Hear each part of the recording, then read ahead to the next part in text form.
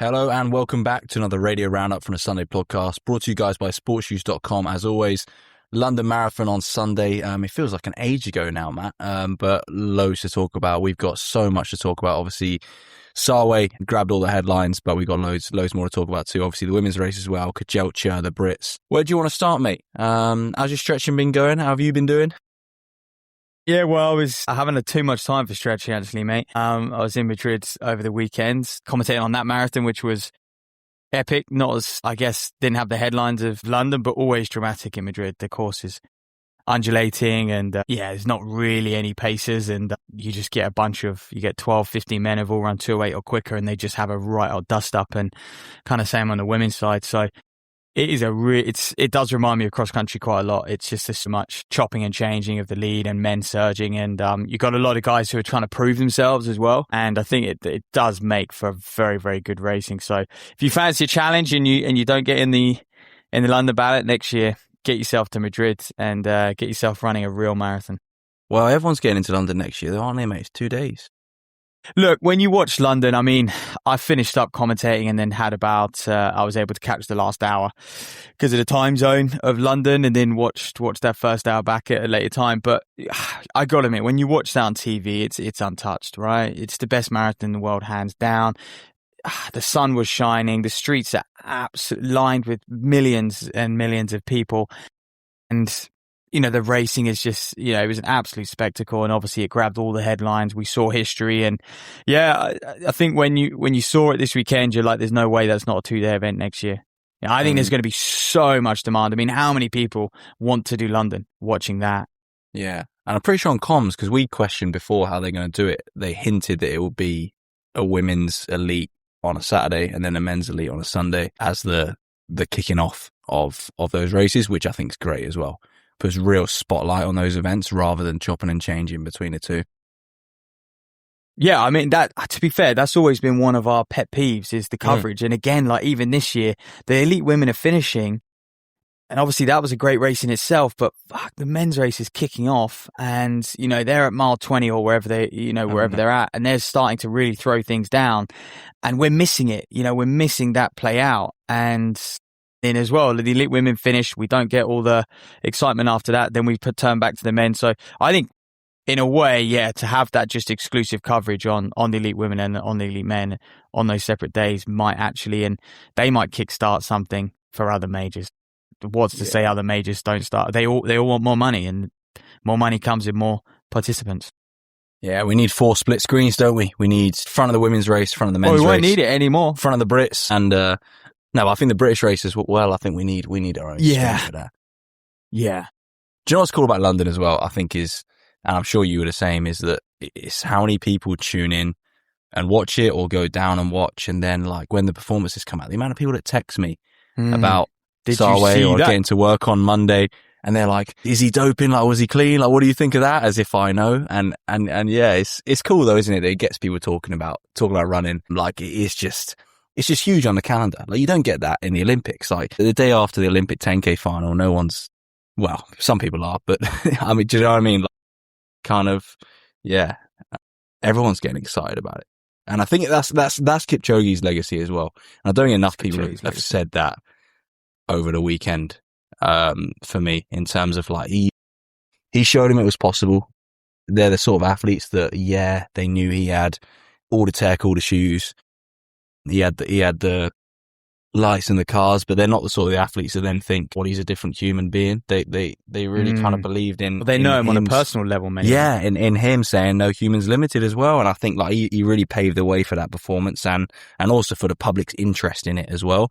I do think it's funny that Adidas ended up being the ones to break to after all the money Nike spent, but fair play to both of them. Well, Nike, Kipchoge started this thing, and I think all the other brands are going to finish it. There's a real race on.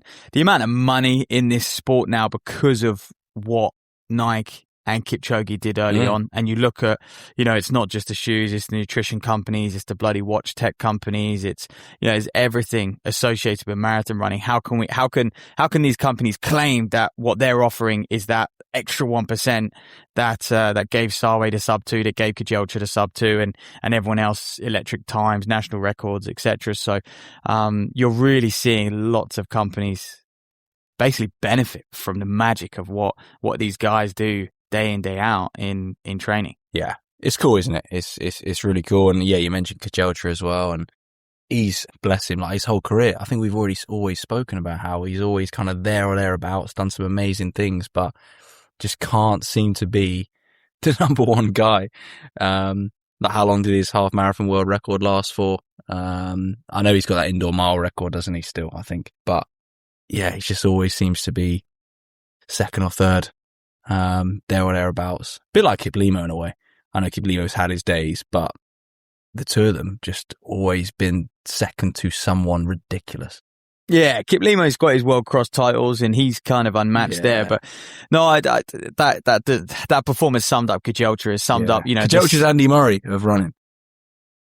No, he's way better than Andy Murray, mate. I mean, that is a terrible. That's offensive to Kajelcha. But no, he is like, we've always loved him for the way he races, and I think he was a quiet favourite for a few people going into this weekend. And look, when I caught up with Mohammed, one of the first things he said was, "Damn, the coach has to separate Kajelcha and Tola.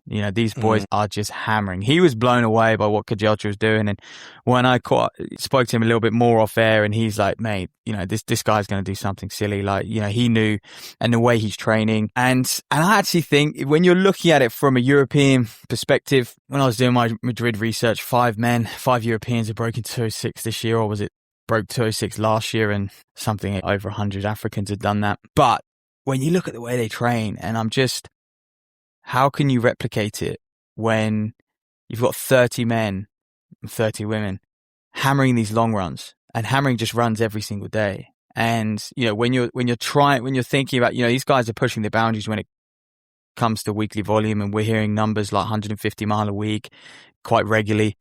That's kind of what the block's turning into now. And even if you're running 120 mile weeks, when you're in these huge groups, it's just so much more manageable. The quality you're getting day in, day out is a lot more achievable, and your perceived effort is going to be down. And of course, you've got all the fueling, you've got everything like this, but, they are being pushed on a regular basis. And, I do sometimes, a lot of Europeans train in 1s and 2s, and maybe they have a group of 5 or whatever, but, they're out on these long runs, and of course they've, even Mohammed was saying, of course he's got someone there on the bike and maybe someone in a car and stuff, but it's not the same when you can get the quality day in, day out that these guys are getting. And I think that's, obviously they're based at altitude, and, they are, for me, the Africans are applying themselves like they used to apply themselves on the track 20 years ago. They're now applying themselves to the marathon in that same way, because there's so much money, because there's so much excitement, there's so much attention. They can be the face of a brand, all of this stuff. And that's what they're prioritizing. And you've got, there's a guy in Madrid had run 146-800, and he's 3 years ago, and he's just decided, you know what? I'm a marathon runner now, and he's running 208 over a hilly marathon course. And I'm not saying he's in the same breath of these guys, but it just shows you where they're putting their focus, and they're not putting that same focus on the track or even across country like they are on the roads now. But I do think they're more inclined to build like these super groups, if you like, where they have all the best athletes training together. Yep. And they're not scared to say, well, I don't want to train with my main competitors. For example, like, look at Georgia Bell and Keely. I think that there's an article came out of them recently about how they managed to stay friends despite actually being the two best middle distance runners in the world, essentially. And I think, like, if you did that in the UK and you put all of our best marathon runners in the same group and just said, well, look, you're not all going to make the team, but you're all going to be really good, and you're all going to have a really good chance of actually, whichever two of you make the team, also, it's not in marathon running. It's the one discipline where, look, obviously, doesn't matter so much, does it? Yeah, you want to make that Olympic team. You want to call yourself an Olympian, but I tell you what, you also want to do is you want to go and make, 30,000-40,000 pounds every major you do. You want to go cash in at London. You want to cash in at whatever autumn marathon you do. You want to have a big money contract from the shoe brands. Well, chances are you have to go run 2:4, 2:5. Yeah, it's I do think it's a very British thing though to be really, I guess, like arrogant about your own training in terms of thinking that it's so superior to what other people do or that it's so right for you. Whereas I do think that the culture elsewhere is more like, well, look, we all kind of know how to train for a marathon and we could just all jump in together and like, it's the same. I think Sessman's completely on the ball. One of the changes he made and was very public about it was just like, look, drop all the noise, drop all the heart rate crap. I need to just get efficient at 3-minute Ks. And, and he's out there hammering 3-minute Ks. And that's very similar to how Sphinx and Mohammed and stuff, that's very similar to how they train. It's like, okay, well, today's a hard 30K long run. How hard? Well, that just depends how good everyone else is feeling, and it's just like start off and, these guys are just racing and they're getting a shed load of miles in. It does teach them to race, and that's what the marathon's turned into. Now, that was another angle I was going to say is like the way that, Sawe, Kajelcha, Kiplimo, these guys, 59 flat last half, and the mile splits they're supposedly dropping, the 412, even just like 420s, 430s that they just start throwing down. It's sickening. And well, they went 13:54, 35 to 40. There was a 13:42. Or no, 30 to 35, then 13:42. Yeah. 35 to 40. This is what we said though, even at John Career, we were talking after Boston, like, the way that he ran, and we said, it's like moves you would see on the track. Like people just started hammering that last K on the track. It's what we're seeing in the marathon now. Guys aren't blowing up, and you've got to be able to drop the hammer if you're going to get anywhere, if you're basically going to feature. But that's a very different story to what we saw from like Paddy, Jack and Mohammed. Like those guys they just ran 3-minute Ks the whole way. It was very even. When you look at their splits, do we have their 5K splits to hand? But they didn't fluctuate. When I looked at their average Ks, it was just like... Yeah, I'll get Jack Rose. Their average miles were like 447, I think, that, the whole way. I'm just going to get Momo's up because I think he... Yeah, Jack Rose, about 15-minute 5Ks, basically, till his last one, 15:33. But pretty much everything else is within... Yeah, Mohammed 7 seconds out either way outside of 15 minutes. Yeah, Mohammed's 5Ks were, 14:53, 15:0, 15:13, 14:52. Don't know what that middle one is because they did a split at halfway, but then 15 minutes, 14:59, 14:50. Yeah, like a small pickup for him. But yeah, they're at the stage where they're like almost, they're just a few years behind being able to like run X pace and then really drop the hammer. Yeah, and let's talk about that race aspect though, mate, because we were mentioning before that, and like you just said, marathons are changing in that someone at 30K is going to drop a silly 5K. But it's almost no surprise that we had 3 people break the old record. We had 2 people go sub 2 in the same race because that's why the winners run so quick. Because we had a race at 35K. Previously, someone's dropped a nice split, 30 to 35K, and then they're out on their own. I'm not saying they're not trying and shutting it down, but there's no one to push them. They're not worrying about winning that race, whereas Sawe still had loads to do. He's got Kajelcha breathing down his neck. It's unbelievable. And Kiplimo's just down the road for a long time. And so they actually still had to race all the way to the end, and that's what produced the performance. Far more than it being one athlete who is just physiologically superior. It was the fact that they actually were still racing with 2K to go at that pace. Yeah, that's credit to London and the organisers. Like always there's a race. I mean, in the women's race, it's literally coming down to a sprint finish. Like, yeah. Women's race was crazy. Yeah, like that. I feel like it's gone under the radar so much because... No, it has. Because of how... And rightly so, right? Like 2 sub 2 is ridiculous. Like Kiplimo, 2 hours, 28 seconds. Yeah. But the women's race, and we'll get onto it in a bit, was phenomenal. But yeah, you're right. I don't think either of them run, well, definitely Kajelcha doesn't run as quick. Sawe, questionable. Does he run quite as quick as, does he break 2 if he's all out there on his own? I don't think so. Yeah. I don't think he does. Bloody long way under, mate. 1:59:30. Yeah. But yeah, he might make that initial surge and then just think, I got this bad boy wrapped up. Yeah, I don't think they're not shutting down, but I do think there's an element where they would be thinking, I don't want to really blow up here. Whereas they didn't have a choice. Yeah, yeah. In your mind, after running that quick 5K, they're thinking, okay, if I go too hard now, I could really pay the price and be out of this and not win this race. But they didn't have a choice. They had to keep pushing. Because it's like, well, we've just dropped Kiplimo. We're not going to let him back into the fold. So we're not just going to slow down and let another guy come in here. Kejelcha's there still, and he's thinking, well, he's a complete unknown. I don't know how fit he is because it's his first one. He's never been here before. And so he's got to keep going. It's interesting listening to Kejelcha. Kejelcha talked about, I'm pretty sure he was like, I literally got to 41k, felt absolutely fine. And then I was fucked basically. But I think most people take that in their debut is hitting the wall with a K to go. Yeah. Rather than, I do actually think, this performance did make sense a little bit like when you do look at Sawe I would be more questioning it more if someone's out in front running 159 and they're running 203 behind them. No, yeah, but I just mean like the caliber of these men. Like Sawe has amazing credentials over the half marathon. I don't think we ever saw him quite run what he was capable of over the half. And he's obviously more of he's more of a marathon specialist anyway. So his conversion is less. But you've got someone like Kejelcha who's run sub 58 so many times in his career. He's got his 5k, 10k track background, even his that mile world record background that he ran.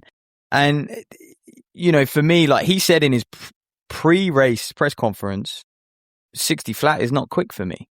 And like I do, you've run 57.30. Like it's not. It's not because, and this is no disrespect. Look at the Brits, right? Look at Paddy Diva, Jack Rowe. They've run 60 flat. Exactly, and then the difference between them and Kejelcha over half marathon is enormous. But imagine Kejelcha jogging a half marathon with them guys. Of course, he's then going to feel all right.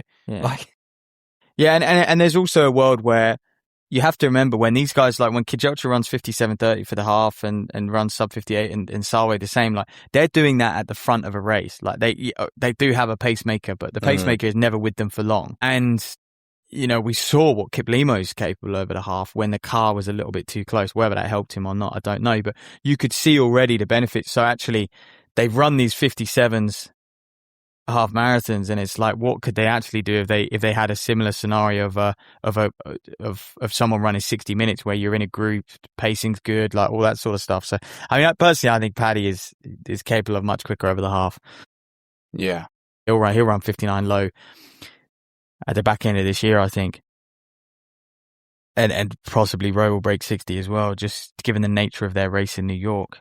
But I think there's more that we could see from the top boys over the half as well. And so actually running 2 hours and the half marathon got to such a crazy place that it was only going to be a matter of time before we did see it too. Easy to say now. It's still an incredible feat. Yeah. And I think just really cool experience for the Brits as well. Like they've had some great runs, but they've also managed to do it in that race. For everyone. In that race. All 59,000, I think. Very, very special for them. Yeah, 100%. So yeah, let's wrap up some of, I guess, those results. Lower down, we talked about the big three. Peter Lynch of Ireland, 206.08, 9th place. Insane run from him. And I know we have a lot of Irish listeners as well, so I'm sure, you guys will be pleased with that. But Mohammed, 10th place, obviously first Brit, 206.14. You called that one, mate, after chatting with him.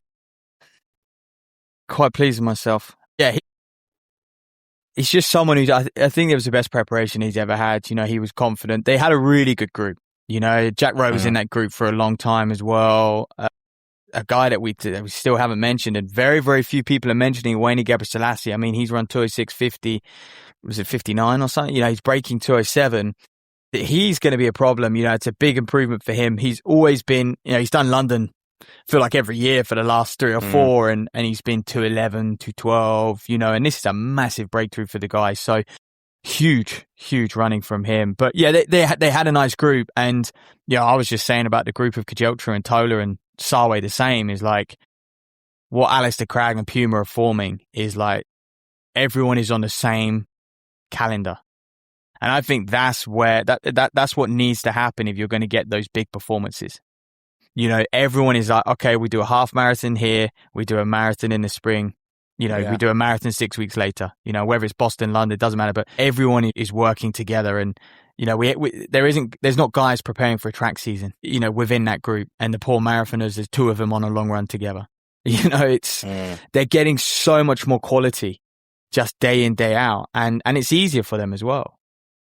It's so much easier when there's a group of 10 of you preparing for these things. And I think they have got about 10 men now who are all sort of like 206, 225, 26, 27, like in that sort of ballpark. So what they're forming there, I think that's certainly something you'd want to be involved in. Yeah, 100%. So yeah, I mean, look, yeah, we got Paddy at 206, Mohammed's at 206, Jack Rose at 207, Sessman will be disappointed at 208.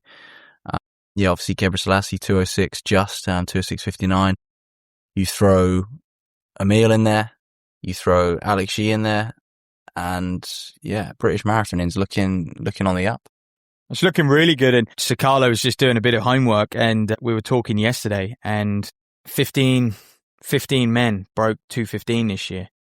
Previously, the most had been 7, and that was in 2025. But before that, 3, 4, yeah, each year. Well, that could get you first breaking 2:15 before Super Shoes. Yeah, yeah. You know, people are popping, but yeah. So yeah, it's double the amount of Brits broke 2:15 this year, which is huge. Yeah. And same with, I guess, if you're to use sort of 2:35, is that a fair comparison for the women?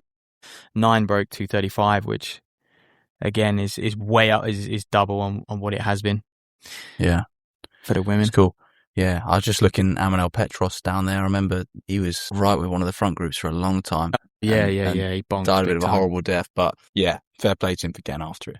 Mate, do you know what surprises me about, no one's brought up the fact that, Claudio Berardelli, obviously an amazing coach, but there is a little bit of heat on that guy. It was 10 years ago, wasn't he, like caught up in he was cleared of any wrongdoing, to put it straight. And, he wasn't charged of anything at all, but he was accused of administering EPO to Rita Jeptu, and I think he was arrested. This was in and around when I think Federica Rosa was also caught up in all of this. Like this, obviously Rita Jeptu was a Rosa athlete, and I think Rosa went on to fire Claudio Berardelli as well. So like there is a little bit of mate, like how can you get caught up in an athlete he was coaching was heavily banned, was a big doper. So and of course everyone's like, it's amazing, Adidas are giving all this money. I think that to the AIU, dodgy, to be honest. Genuinely, I'm like, it just sounds like a bribe. It makes it way worse. Yeah, I think it does. Yeah. They're like, hey, come test me. I'm going to pay you to test me. It's also, it's like how much of that is for the testing and how much of that is for ignoring the results. But it's like with Kajelcha as well. Obviously spent a number of years with Salazar. And look, so we just don't know, do we? Hey, so did Mo Farah, so did Galen Rupp. Like, that's what I mean. And these guys are... I don't know, that's a good example. They're legends. They're legends. Yeah, they're legends, but yeah, I don't think you're filling the listeners with confidence by throwing those names out there. No, I'm not. There's always a little bit of skepticism, isn't there? There is a little part of me where, I think I had a lot more faith in the likes of Kipchoge. I just think, but maybe that's just unfair. Like we don't really know. I think it is. We don't really know Sawe as a human, do we? We don't really know his personality. Whereas I think Kipchoge, we felt. And just because Kipchoge could speak in interviews doesn't mean that we should feel any certain way about any athletes. Let's just enjoy the performances, mate. Yeah, it's enjoying the performances. Yeah, it does. I am like a little bit skeptical, but how can you not in our sport? I think the last person we saw do something unbelievable was Ruth Chepngetich, and look what happened there, and the writing was on the wall. So from early days, but let's talk about these shoes in 97 grams, mate. I mean, isn't that the same weight as an OG Vic? I think OG Vics were just under 100, weren't they? Yeah, but they had no shoe. There was nothing there. There was nothing there. Flywire. Yeah. Oh yeah, it's cool, isn't it? It's cool. Like, and it's the idea that they deteriorate as well. Like you can only wear them for one race. Like the old Nike Mayflies. I always think, it's like I said before. The brands are absolutely loving this. They are. I saw a cool article though that was talking about how, like, basically Joe Public are going to go out and buy these shoes now, but they're going to be stomping around in them for 6 months. So they're going to be horrendous because these shoes literally have a 42k expiry on them to actually perform, which is why they're so light. But yeah, they're going to be worn for like, I don't know, someone's 100 park runs, and they're just going to be horrendous by the time they're finished with them. So yeah, that made me chuckle. Yeah. they're not the shoes to go and buy unless you're getting free ones for every race. Yeah. It's funny. They'll look to continue to just push the limits and build the headlines, and say it was all down to them. I think the fueling companies as well. Do you reckon you can ever get to the point like, sorry mate, I'm kind of, but just like Formula One where they're changing shoes? What, halfway? Because the foam's... Well, yeah, like the fact that like if you changed quick enough, having the new foam would make that enough of a difference that it would be worth stopping for 5 seconds to slip a pair of shoes. Mate, how fast would they have to be moving to sort of do that? They'd have to be moving at ridiculous speeds, absolutely ridiculous speeds. Don't think that will ever happen. But, it is a case now where, I do think brands are already working very, very exclusively with athletes, and actually the shoes coming out are more and more personalized to the individual. And I think we're going to see that even more as well. Even more. Like they're going to take someone like Sawe, and Adidas' next shoe is going to be based on what can we get this man to do next? Can we get another world record out of this guy? Can he break 1:59? Kipchoge kind of took his took the headlines really when he broke 2, a lot more than Sawe's done on this occasion. I think, people, an amazing result, but I think people will always remember Kipchoge, and Sawe and Kipchoge will be just... Bless him. That's the reality of it. I just think that's the reality of it. Well, it's even Kiblimo. Like if you'd said to him, you're going to run 2 hours and 28. Yep. Yeah, I'm sure it'd have taken that. Yeah. And no one's... Yeah. But also, and he was in Alpha Fly prototypes as well. Yeah, he was. And, I think Nike made those initial Alpha Flies for Kipchoge, right? It was like they knew they were doing a breaking 2. That shoe was designed for him. He was going to be the first to wear it. And, you're seeing that more and more with brands as well. So we're realizing the impact of that. But I think on the fueling's an interesting point. These guys are really ramping up their carb intake and obviously bicarb as well, which is a massive aid for them clearly late on in the race. I mean, when they surge, when they throw down these surges, there seems to be no consequences to it. Even John Career's 4:30 mile in Boston up the hill, it's probably equivalent to what these guys ran at 4:12. He's doing it up a massive incline. So that, throwing in these hard hitting accelerations, it seems to be coping much better than ever. And that's definitely a result of bicarb. But also, these guys are 50 kilos. They're taking 200 grams of carbs on during the race. That's incredible. That's 2 times. Don't they usually say you should look to take a gram of carb per kilo body weight per hour or something? But these guys are 2 grams. Yeah. These guys are double. Yeah. I mean, on the fueling as well, I think in the women's race, it was cool to just see how they navigated some of those drink stations. And again, obviously a Sawe in those Adidas shoes as well, winning that in 2:15. But there's a couple times where Obiri, Jepkoskai, Sawe, they're sharing bottles at times that some of them missed it. So they're like, okay, let's have a bottle. But at the same time, Sawe really kicked down on one of the drink stations and made a nice move. And she let them come back to her. It was almost like saying, I'm going to make you have a little surge and come back to me. She was just testing the waters a bit. But I thought Obiri was going to run away with it at one point.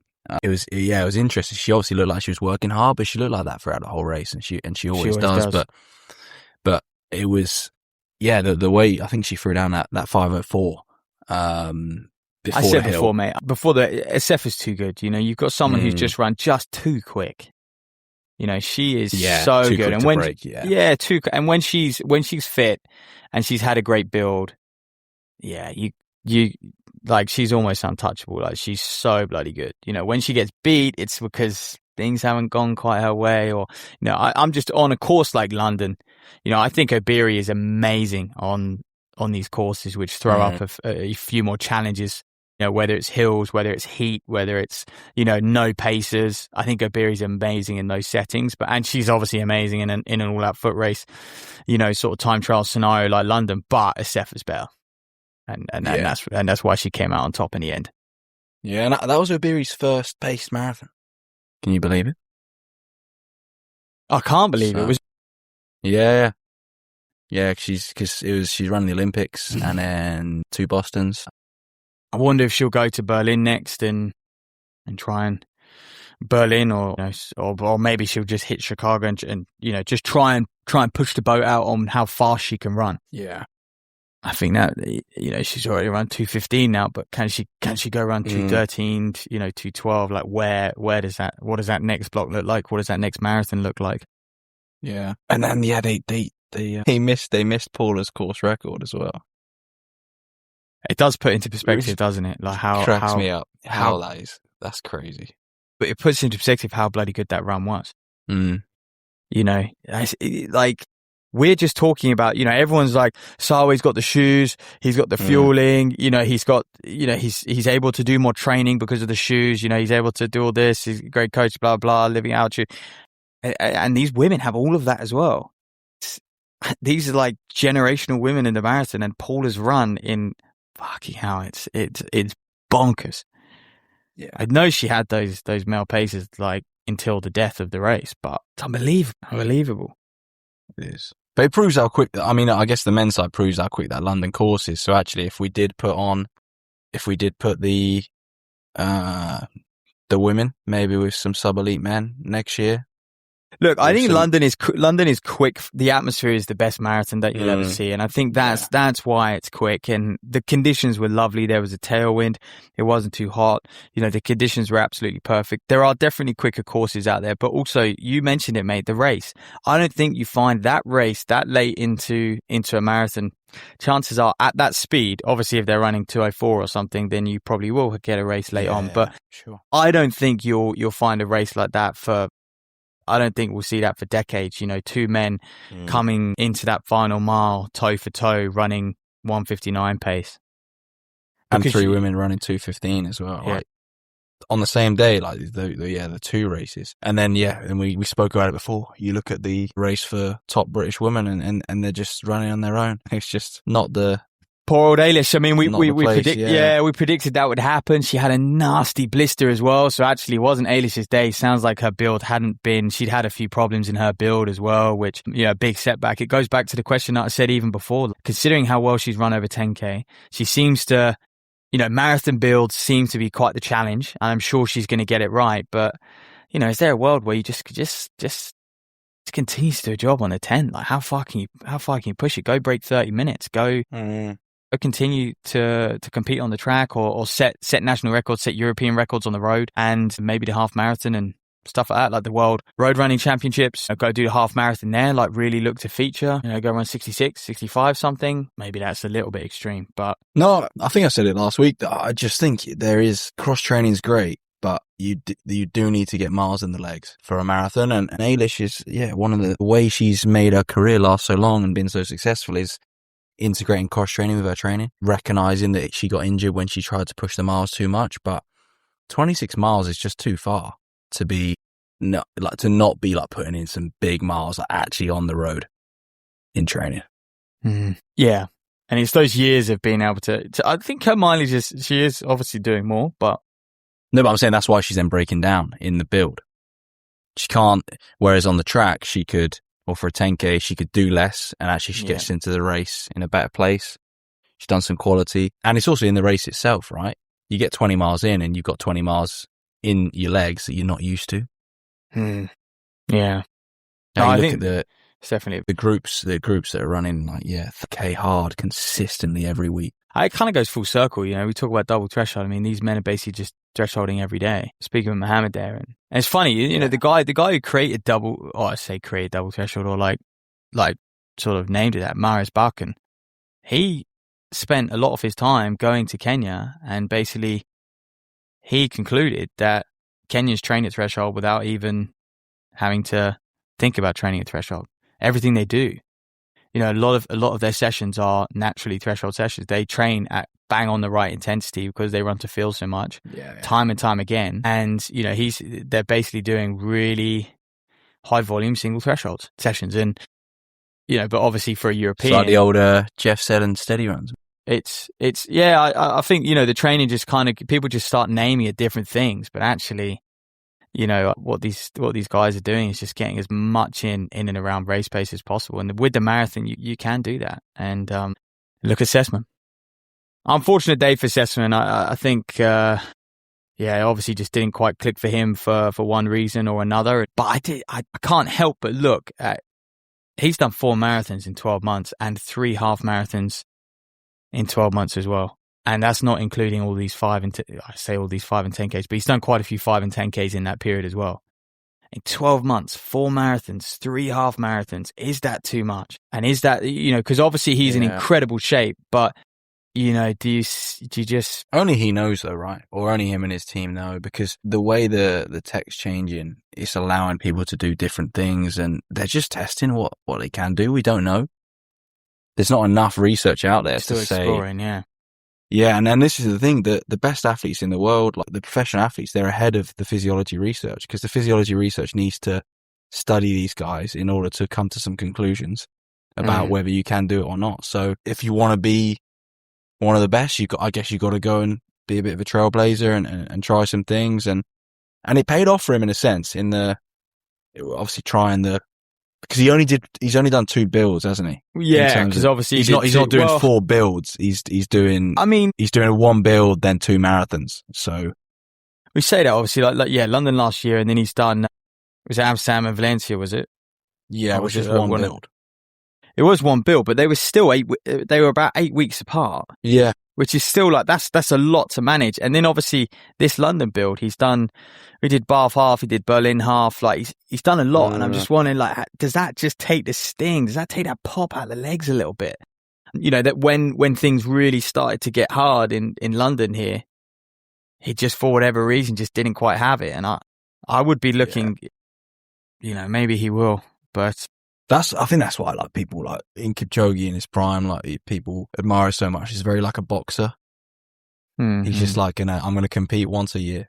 Well, but so is Kipchoge, so Sawe. Like anyone at the top. I mean, I know we saw Kip Limo do the World Cross, but that's 4 months out, or sort of. I think it's just over, just under 16 weeks out. Yeah, and that's so. Yeah, I wonder if Sessman will reflect on that a little bit. My next question, Lum, is going to be, do we need... By the way, obviously, there were some other great performances. Tuade Menges, Alfie Manthorpe, 2:11:30 on a debut.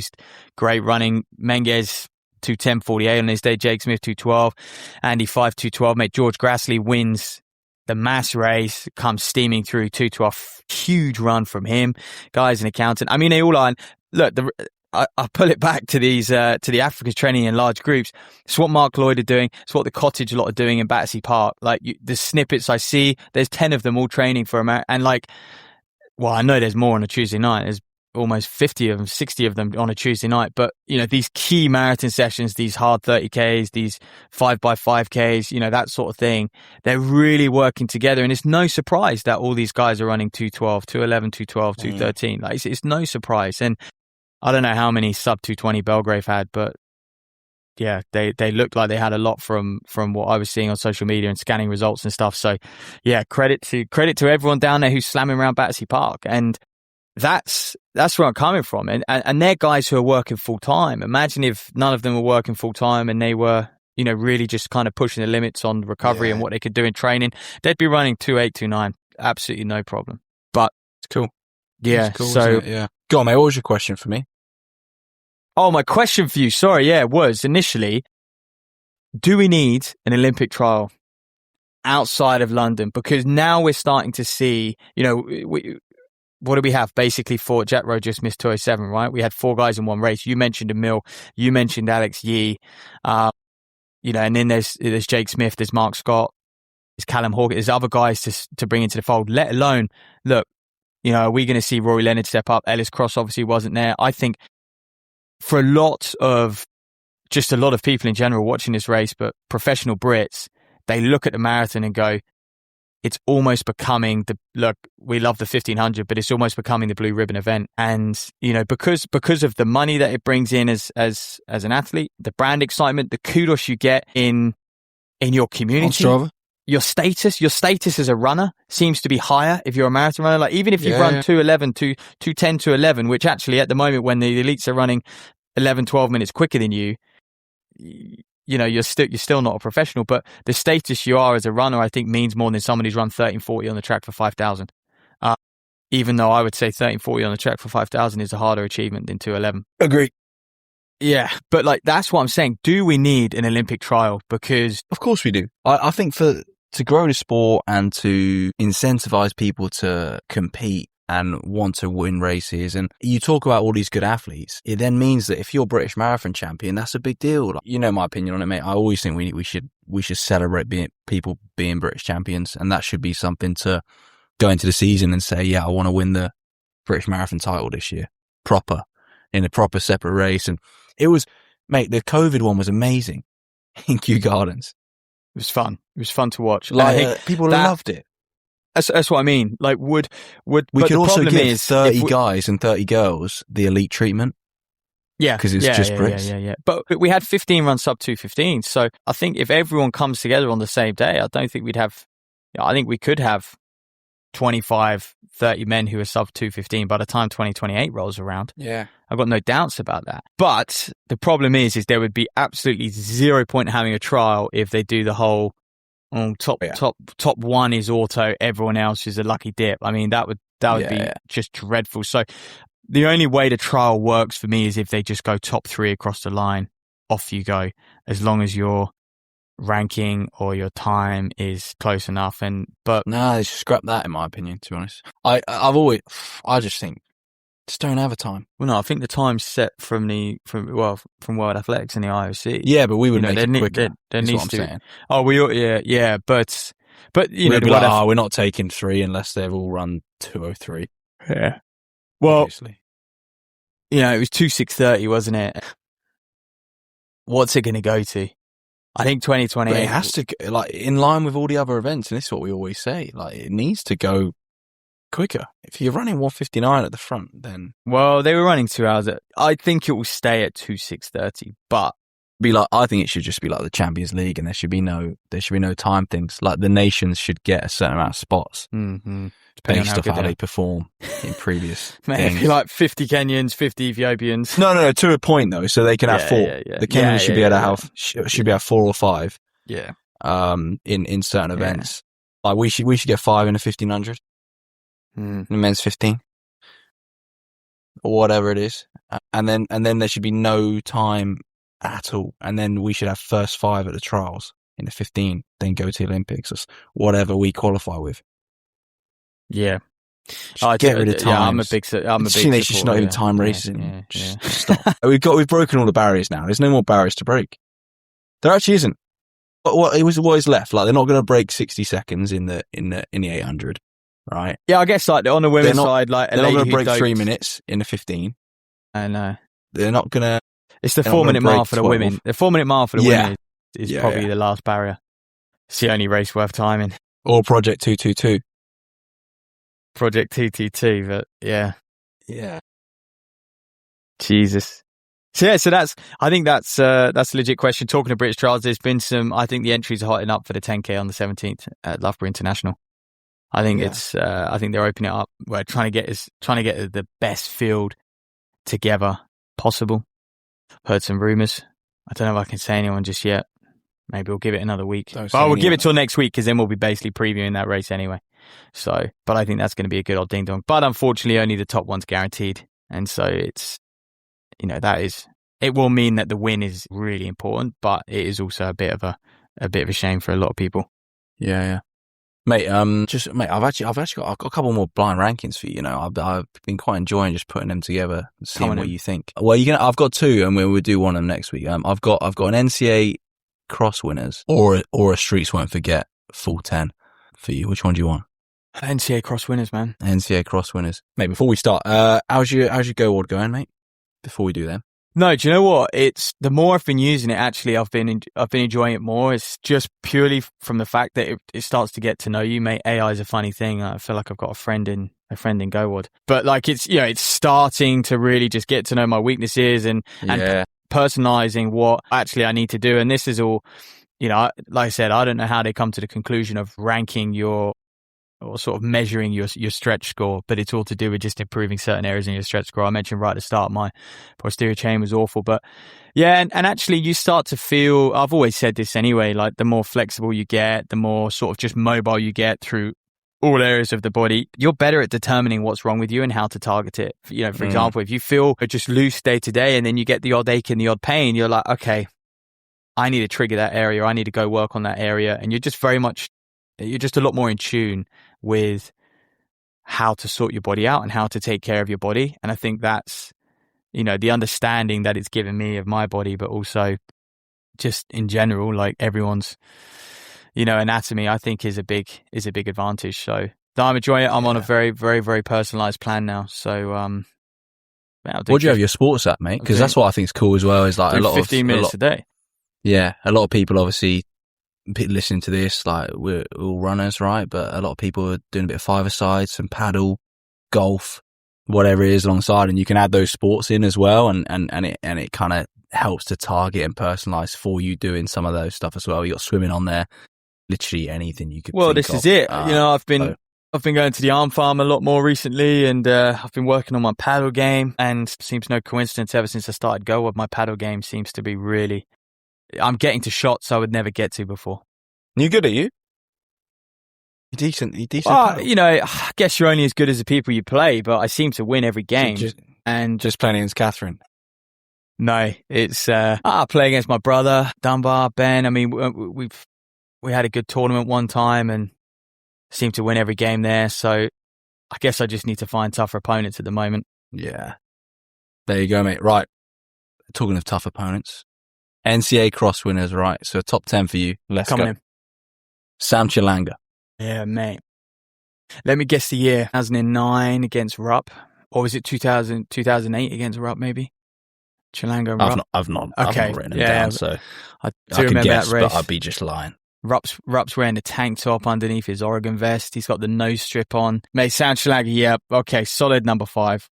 Yeah, it's a nice start, isn't it? Number 5. Pat Tiernan. It was bittersweet for us when Tiernan won that race, because it was like the end of Chez's era, but also it was like, oh my God, someone's beat Chez. No one had done that in 3 years. And the Sweat Elite. And it was when Sweat Elite was like, this is kind of pre-Strava, right? No one was on Strava. Yeah, Tiernan was sharing his training, mate, in the Villanova. And to be fair, that was huge. That was a big race. Was that Kentucky? I think that was on the Kentucky course. Mate, I'm going to go 6, though. There's some big dogs in there. That's a big call. Oh, you don't know. You don't know. Conor Mantz. I love the guy. Great runner, but he's never really sort of fired me up and inspired me. He's too recent, I think. I respect what he does, and I respect how he races, but I'm like, yeah, he just hasn't quite inspired me enough. So I think I'm going to put Conor Mantz at number 7. In. Okay. Justin Knight. Yeah, goat, mate. Easy. 3. Okay. Love it. He's coming back as well. Jerry's working an absolute treat on Justin Knight. I think 2027 and 2028, you're going to see glimpses of him this year back to his best, and I think 27, 28, he's going to be there. Dathan Ritzenheim, Colorado days. Yeah, man. Was this when he beat our man Ryan Hall? Did he beat him, or did Ryan Hall? Did they have a race? They raced. I'm pretty sure they had like a good ding dong, but yeah, I was always a Ryan Hall fan. I'm going to put Ritzenheim further back, 8. Ryan Hall next. Yeah, okay. Ryan Hall. Did I put Knight number 3? Yeah. I'll put Ryan Hall. I'll put Ryan Hall number 4. I'll put him number 4. Okay. Yeah. Lowie Lelang. Mate, I enjoyed putting this together. The problem is, I was going through the list. Yeah. Fuck.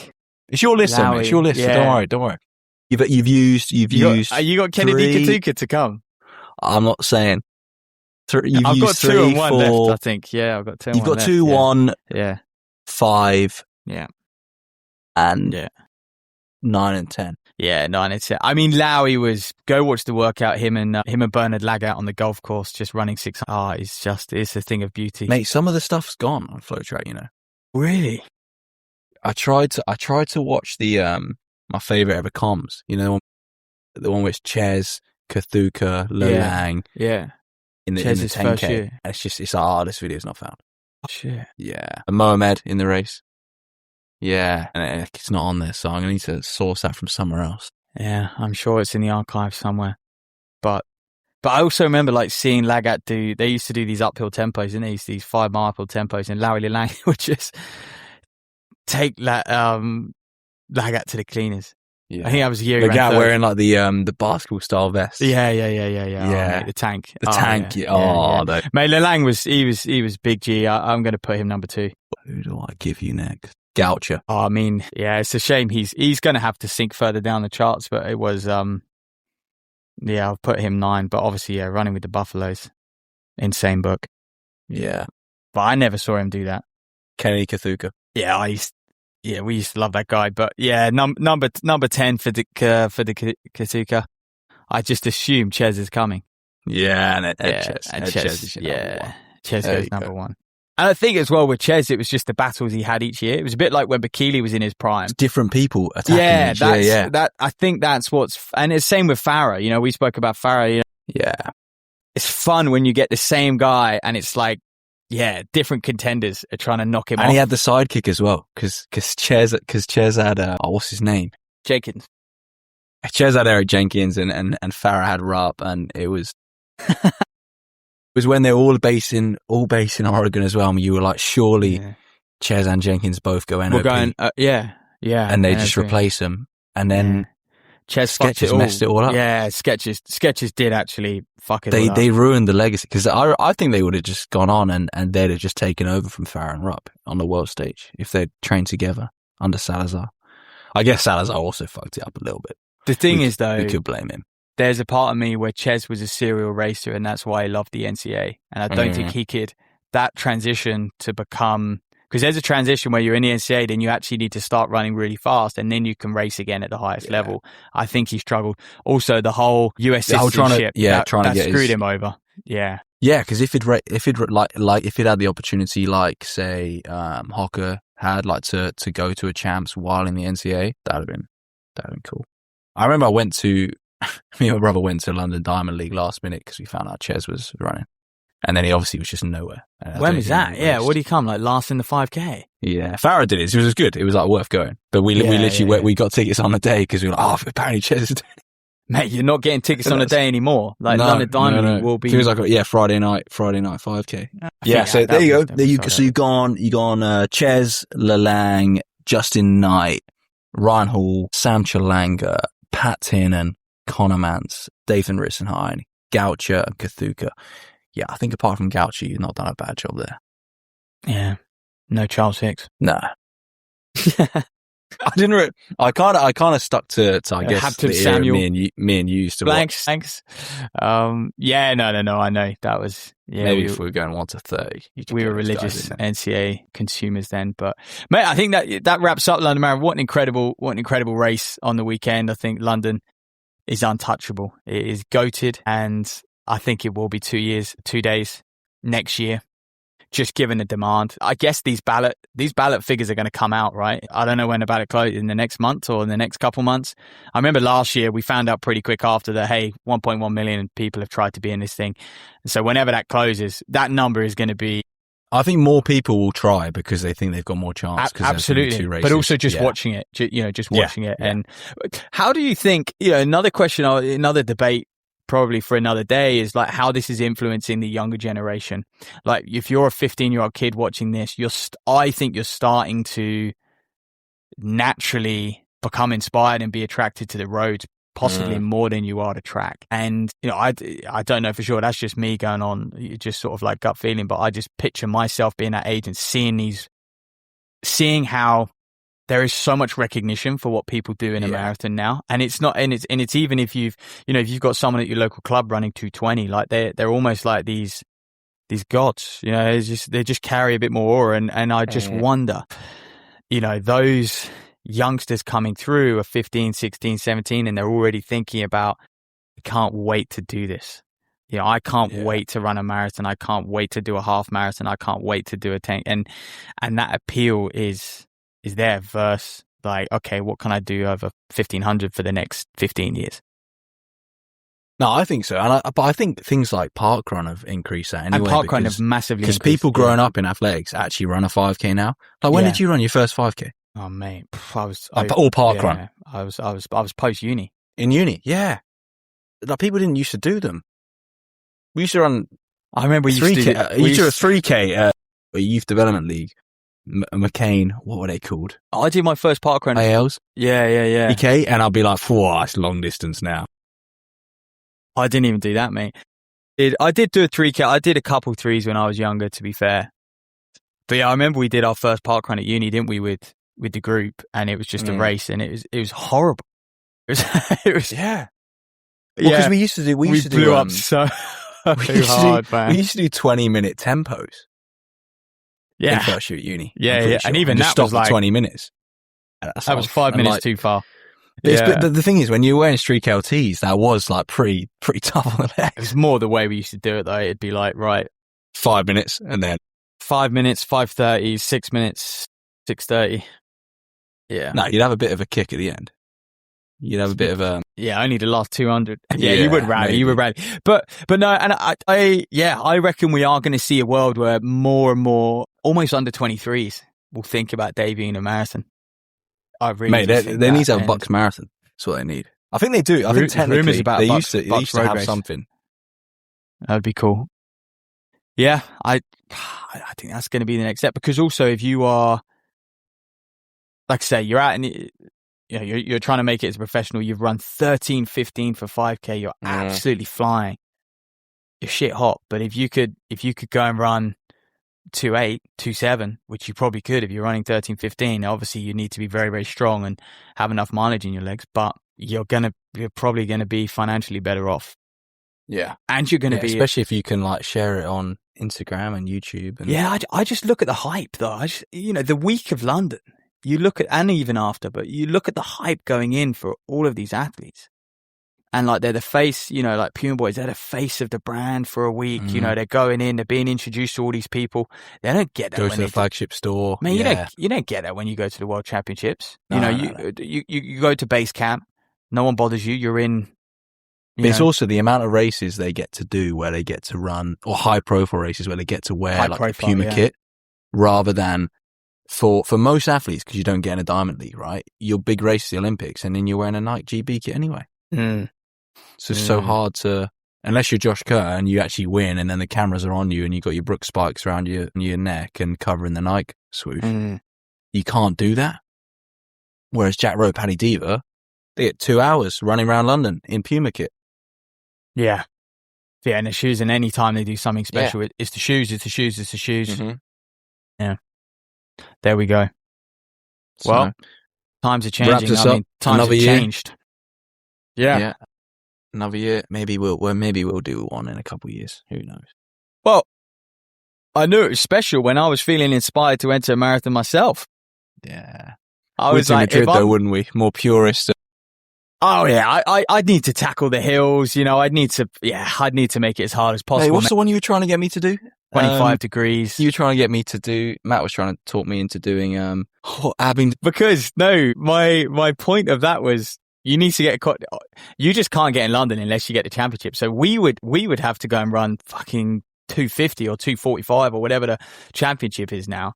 Hey, sports shoes might have to give us some of them Adidas shoes if we're going to try and do that. Yeah, some Pro Evo 3. Yeah, if we're to run London, like that seems to be the only way. Like, you can try and get a ballot. You can, I think get the half time though. The half time's 71:30, 71:30, which again is a push. So come on, let's talk. It's not long till we're good for age. Let's talk with Alex Donald and let's get in Cardiff half. Yeah, there we go. Right, thanks for listening to us, guys. If you did race on Sunday, well done to you. I hope you enjoyed it, and yeah, we'll catch you guys very, very soon.